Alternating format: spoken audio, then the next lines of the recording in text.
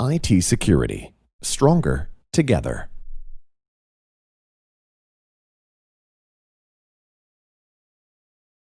It is likely that you have already noticed a number of changes happening lately regarding our IT security policies.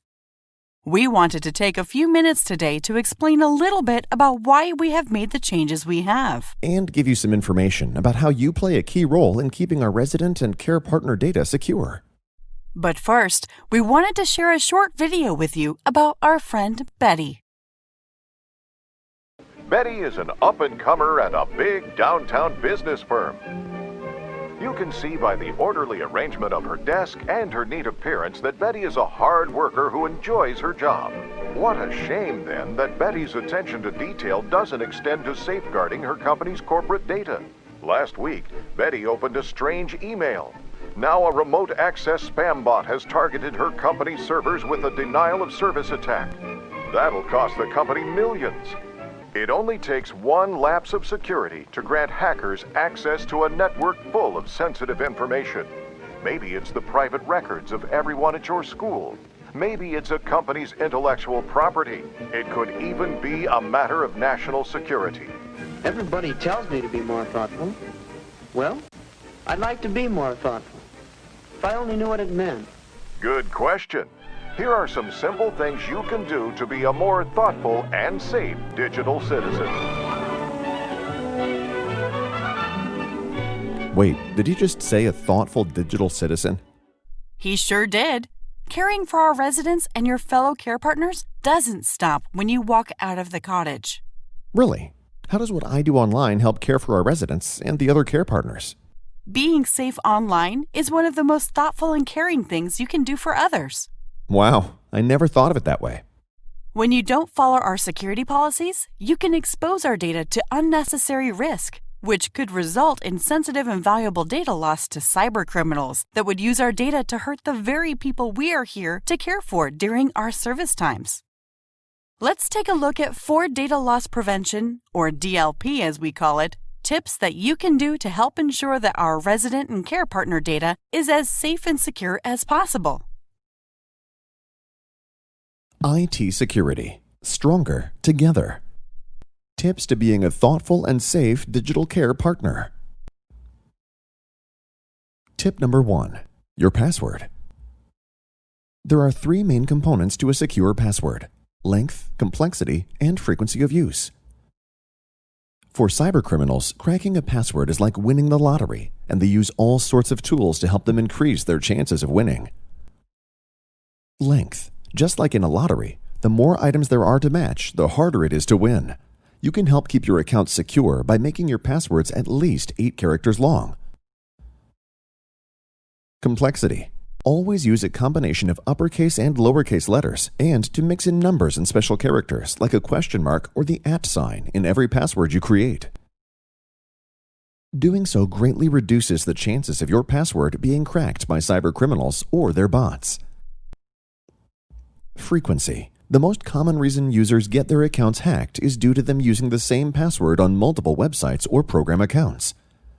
Cybercriminals often attack social media and other less secure websites to gain access to their username and password lists.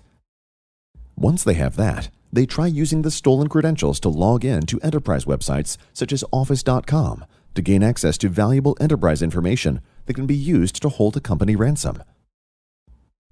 Long, complex passwords are a great way to help secure data and to start to become a thoughtful and safe digital care partner.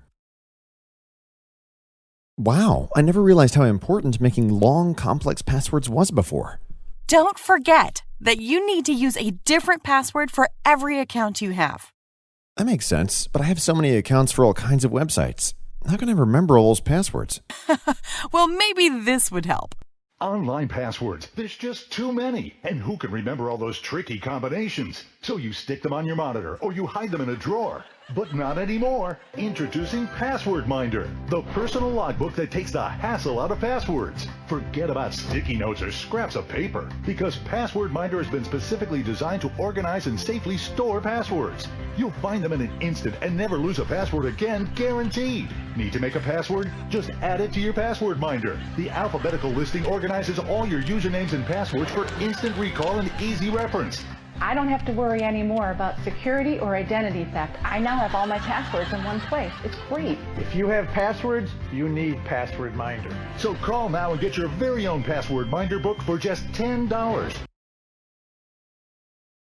I guess that could work. But didn't I read somewhere that it isn't safe to write down passwords?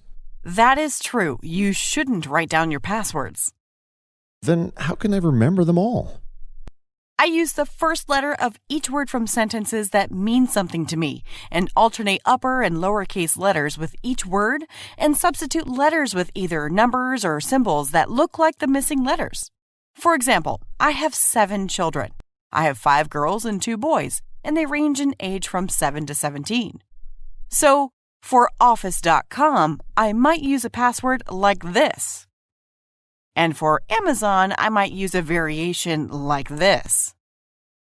You see, passwords need to be long, complex, and unique to keep us all safe, but also memorable. That is amazing. I think I'll finally be able to remember long, complex passwords too. That's great. But passwords are just the beginning. There are lots of other ways you can help keep our resident and care partner data safe. There are? Absolutely. The Care Partner support team has all kinds of tips to help make you a thoughtful and safe digital care partner.